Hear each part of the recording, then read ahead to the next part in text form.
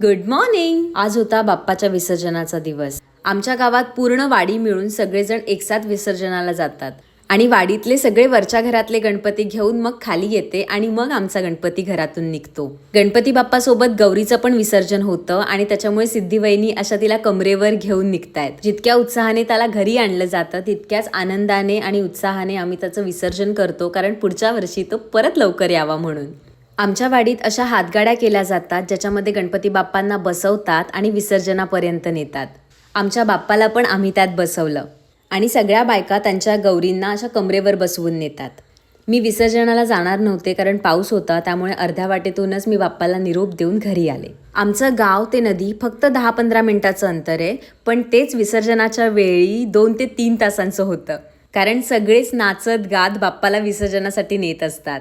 सगळ्याच बाप्पांची शेवटची आरती ही आमच्या गावच्या शाळेजवळ होते आणि नंतर सगळेजण बाप्पाच्या विसर्जनासाठी पुढे नदीकडे जातात. यावर्षीपासून आम्ही घरातल्यांनी ठरवलंय बाप्पाची मूर्ती ही फक्त शाडू मातीची असेल. तुम्हाला जमलं तर तुम्ही पण नक्की आणा. भेटूयात लवकरच नवीन ब्लॉगमध्ये. तोपर्यंत बाय.